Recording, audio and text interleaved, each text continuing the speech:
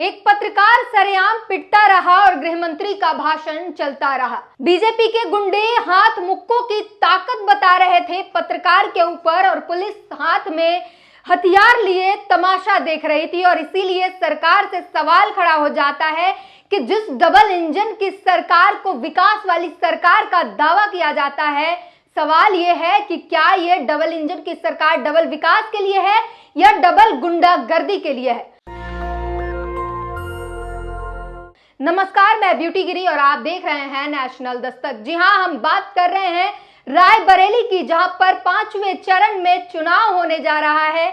आज चौथे चरण का चुनाव हो रहा है और अगले चरण में रायबरेली, उत्तर प्रदेश की रायबरेली एक सीट है जहां पर 5वें चरण में चुनाव होगा। और वहीं चुनाव में चौथे चरण के चुनाव के ठीक एक दिन पहले पॉलिटिक्स के पत्रकार को जिस तरीके से पीटा गया है, वो सरेआम दिखा रहा है कि किस तरीके से भाजपा डरी हुई है और अपने गुंडों को सरेआम जमीन पर छोड़ी गई है ताकि कहीं से भी उनकी सच्चाई अगर बाहर निकल कर आए तो उसे रोक दिया जाए। और दरअसल घटना जो पूरी है वो आपको बता दें, पॉलिटिक्स के पत्रकार जब वहां पर रैली में पहुंचे, बीजेपी की रैली, अमित शाह की रैली में पहुंचे, तो वहां पर वो ग्राउंड रिपोर्ट करते हुए ने तमाम खुलासे कर दिए। खुलासे में ये पता चला कि महिलाओं ने बताया कि वो अमित शाह को नहीं जानती। इतना ही नहीं, वो यहाँ पर आई हैं इतनी भीषण गर्मी में क्योंकि उन्हें वादे किए गए हैं। उनके प्रधान ने कहा है कि 100-100 रुपए दिलाएंगे, इसलिए वो महिलाएं यहाँ पर आई हैं। और ये जब खुलासा हुआ और ये खुलासा होने का इस सारी घटना को उन्होंने कैमरे में रिकॉर्ड कर लिया। और इसका पता जब भाजपा के गुंडों को लगा तो उन्होंने इनसे इनकी वीडियो डिलीट करवानी चाहिए। जब इन्होंने वीडियो नहीं दी तो उन्हें अंदर एक कमरे में ले जाकर पूरे मन भर उनकी पिटाई की और ऐसे मारा और उन्होंने प्लानिंग करके मारा, अंदरूनी चोट दी ताकि बाहर कोई निशान ना छूट जाए। और इस तरीके से गुंडागर्दी जो है रायबरेली में निकल कर आई है अमित शाह की रैली के अंदर। उस दौरान अमित शाह के भाषण चल रहे थे और पत्रकार पीट रहा था। हालांकि उन्होंने ये भी बताया, उनका नाम राघव त्रिवेदी है, वो साफ कह रहे हैं कि हमने पुलिस से भी मदद मांगी लेकिन पुलिस जो है हमारी कोई मदद नहीं की पुलिस ने। और अब जरा बात कर ले 100 रुपये की। जिस विकास की बात की जाती है देश में, जिस विकास का ढिंढोरा पीटा जाता है देश में, तो इसी से अंदाजा लगा लीजिए आप, भाजपा के पास अपनी जेन्युइन जनता तो है नहीं, लेकिन जो जनता पहुंच रही है, रैलियों में पहुंच रही है, सोचिए साहब 100 रुपये के लिए वो जनता रैलियों में पहुंच रही है। इतनी भीषण गर्मी में, धूप में, लू में, जो आज का अभी जो समय है, कितनी भीषण गर्मी है वो आप देख सकते हैं। इतनी भीषण गर्मी में मात्र 100 रुपए के लिए रैलियों में जाना मजबूरी है और इससे विकास का आप अंदाजा लगा सकते हैं।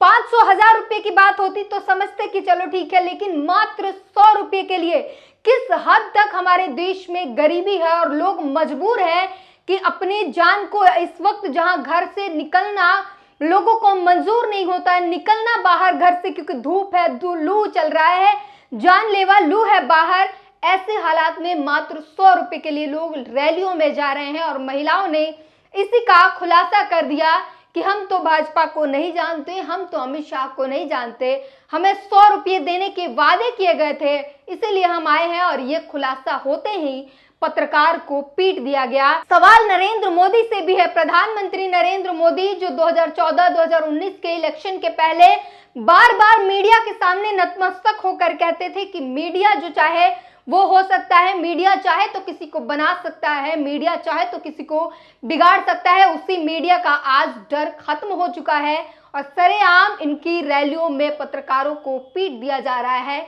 आखिर ऐसा क्यों? इतनी मीडिया की इतनी हालत खराब क्यों हो गई है? इन तमाम सवालों के जवाब आप खुद ही निकाल लेंगे अगर हम पूरी आपको खबर बताएं। सोशल मीडिया पर क्या कुछ लोगों ने लिखा है, तमाम प्रियंका गांधी, राहुल गांधी और तमाम नेताओं ने भी लिखा है। इसके साथ साथ आम लोगों ने, विशेषज्ञों ने जो है वो लिखा, क्या कुछ कहते हैं और कैसी निंदा। कांग्रेस ने लिखा है, यूपी के रायबरेली में अमित शाह की रैली थी, यहाँ महिलाओं ने एक पत्रकार को बताया कि उन्हें पैसे देकर रैलियों में लाया गया है। पत्रकार ने यह बात रिकॉर्ड कर ली। इसके बाद बीजेपी के गुंडों ने पत्रकार को पकड़ लिया और उससे वीडियो डिलीट करने को कहा। जब पत्रकार ने मना कर दिया तो बीजेपी के गुंडों ने उसे अगवा कर लिया, फिर मंच के पीछे एक कमरे में ले जाकर बुरी तरह पीटा, पत्रकार के रुपये भी छीन लिए। बीजेपी के गुंडों ने हाल ही में अमेठी के कांग्रेस कार्यालय के बाहर खड़ी गाड़ियों में तोड़फाड़ की थी और कांग्रेस कार्यकर्ताओं पर हमला किया था। यह घटना बता रही है कि बीजेपी के लोग सामने दिख रही हार से बौखला चुके हैं, अब अन्याय का अंत होने को है। न्यूज लॉन्ड्री ने लिखा है, रायबरेली में गृह मंत्री अमित शाह की रैली के संबोधन के दौरान डिजिटल मीडिया प्लेटफॉर्म मॉलिटिक्स के पत्रकार रिपोर्टर राघव त्रिवेदी के साथ कथित तौर पर मारपीट की गई और उन्हें प्रतीक्षा कक्ष में बंद कर दिया गया। नेहा सिंह राठौर ने लिखा है, ग्राउंड रिपोर्टिंग के में सवाल पूछने वाले पत्रकार के ये हश इसलिए किया गया है क्योंकि स्टूडियो में बैठकर ज्यादातर लोग पत्रकारिता के नाम पर दलाली कर रहे हैं। उनकी दलाली की कीमत इस ईमानदार पत्रकार को चुकानी पड़ी। कितनी अजीब बात है ना, देश के गृह मंत्री की सभा में मारपीट की गई, किसी को इसमें विरोधाभास नहीं दिख रहा है। रवीश कुमार लिखते हैं, शर्मनाक है, ये चाहते हैं कि यही है कि कोई ग्राउंड रिपोर्ट पर जाकर कथित तौर पर महान योजनाओं की तस्वीर ना दिखा दे। एक तरफ कठपुतलियों का इंटरव्यू दिया जा रहा है, दूसरी तरफ पत्रकारों पर हमले हो रहे हैं।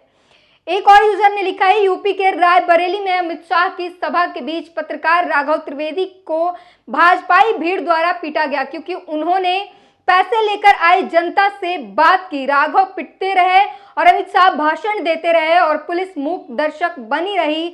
अभी ये हाल है, जीतेंगे तो क्या हाल होगा, जनता जाग जाओ। और अब आपको बता दें कि 3 घंटे पहले राघव त्रिवेदी ने वो पूरा वीडियो अपने ट्विटर पर शेयर कर दिया है जिसके लिए रायबरेली में इतना कुछ हुआ है। उनकी पिटाई हुई, गुंडों ने, भाजपाई गुंडों ने उनको पीटा, वो वीडियो अब उन्होंने साझा कर दिया और उसमें साफ दिख रहा है कि महिलाओं से जब वो पूछते हैं कि अमित शाह को जानती हो, महिलाएं कहती हैं हम नहीं जानते। क्यों आए हो? तो ना, हमें 100 रुपये देने के वादे किए गए थे, हम इसीलिए आए हैं और हमें ये भी नहीं पता कि दिए जाएंगे कि नहीं दिए जाएंगे, वो 100 रुपये हमारे मिलेंगे या नहीं मिलेंगे। वो पूरी वीडियो उन्होंने साझा कर दिया। क्या कुछ लिखते हैं, ये वो वीडियो क्लिप है जिसको बचाने के लिए मुझे अमित शाह की रैली में लिंचिंग का शिकार होना पड़ा। ये वो क्लिप है जो 400 पार के खोखले दावे की सच्चाई दिखा रही है। वो भाजपाई साथी जो मुझे पीट रहे थे, उन्हें बस ये क्लिप चाहिए थी जो मैंने उन्हें नहीं दी और अब अपलोड कर रहा हूँ। हाँ, ये सच है कि अमित शाह की रैली में आए लोग अमित शाह को नहीं जानते थे और उन्हें 100-200 रुपये का लालच देकर लाया गया था। तो आपको हम पहले से ही बता रहे हैं कि किस तरीके से कभी रैलियों में भीड़ नहीं इकट्ठा हो रही है, चाहे वो प्रधानमंत्री नरेंद्र मोदी की हो, योगी आदित्यनाथ की हो या अमित शाह की हो या तमाम केंद्रीय नेताओं की हो, और ना इकट्ठा होने के बाद पैसे देकर, लालच देकर बुलाया गया है। और विडंबना देखिए, 100-100 रुपये के लिए लोग रैलियों में आने को मजबूर हैं। यह आज की हालात है। गुरप्रीत ने लिखा है, आज विपक्ष ने अच्छा काम किया, मॉलिटिक्स के पत्रकार राघव त्रिवेदी से मारपीट हुई, राहुल गांधी ने राघव त्रिवेदी के लिए ट्वीट किया, अखिलेश यादव ने राघव त्रिवेदी के लिए ट्वीट किया, प्रियंका गांधी ने राघव त्रिवेदी के लिए ट्वीट किया, भूपेश बघेल खुलकर बोले त्रिवेदी के लिए। मीडिया अभी भी सत्ता के चरणों में लेटा हुआ है, खैर कोई ना, इतना टाइम भी आएगा।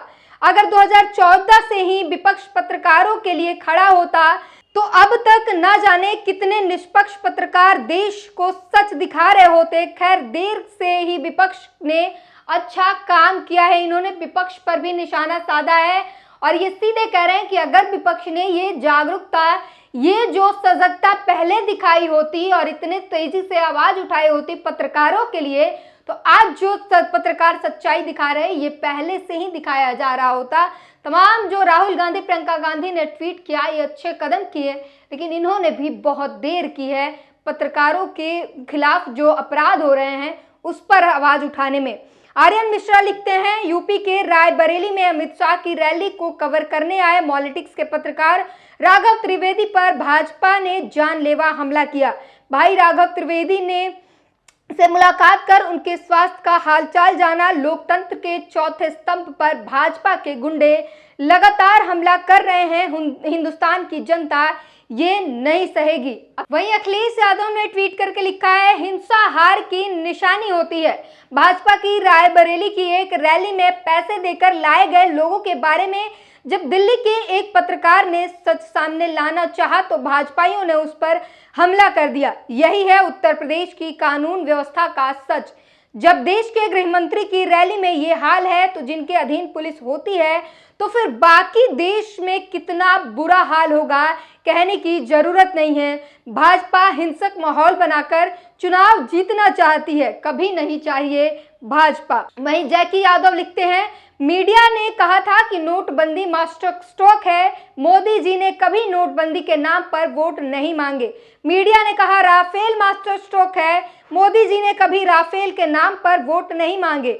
मीडिया ने कहा जीएसटी मास्टर स्ट्रोक है, मगर मोदी जी ने कभी जीएसटी के नाम पर वोट नहीं मांगे। मीडिया ने कहा इलेक्टोरल बॉन्ड मास्टर स्ट्रोक है, मोदी जी ने कभी इलेक्टोरल बॉन्ड के नाम पर वोट नहीं मांगे। आखिर समझ नहीं आता, अगर जब इतना सब मास्टर स्ट्रोक मोदी जी के पास है फिर भी मोदी जी भैंस, मछली, मंगलसूत्र और मुसलमान पर वोट क्यों मांगते हैं, ये एक बड़ा सवाल है। और आपको पता होगा हाल के चुनाव में आज के समय में एम फैक्टर चल रहा है। मीट, मांस, मुर्गा, मछली, मंगलसूत्र, मुसलमान और इन्हीं सारी चीजों पर लगातार जो है वोट मांगे जा रहे हैं। राहुल गांधी और प्रधानमंत्री मोदी के आमने सामने की डिबेट की बात हो रही है, लेकिन भाजपा जो है राहुल गांधी के ओहदे की बात कर रही है कि राहुल गांधी से मोदी जी की बात ही क्यों कराएं, जबकि कहने वाले ये कह रहे हैं कि इसमें ओहदे का क्या लेना देना है, बात तो मुद्दों पर करनी है, सामने से क्लैरिटी हो जाएगी और तमाम तरीके की जो चीजें चल रही है। और आज चौथे चरण का चुनाव चल रहा है, पांचवें चरण में रायबरेली की सीट पर चुनाव होने हैं और देखते हैं इसका क्या कुछ असर होगा। और जो सवाल मैंने शुरुआत में किया था, डबल इंजन की सरकार, क्या ये डबल इंजन की सरकार जो है विकास के लिए कही जाती है और प्रचार किया जाता है कि डबल विकास हो रहा है, क्या वहां पर डबल गुंडागर्दी का विकास हो रहा है? इस सवाल का जवाब आप कमेंट बॉक्स में जरूर दीजिए।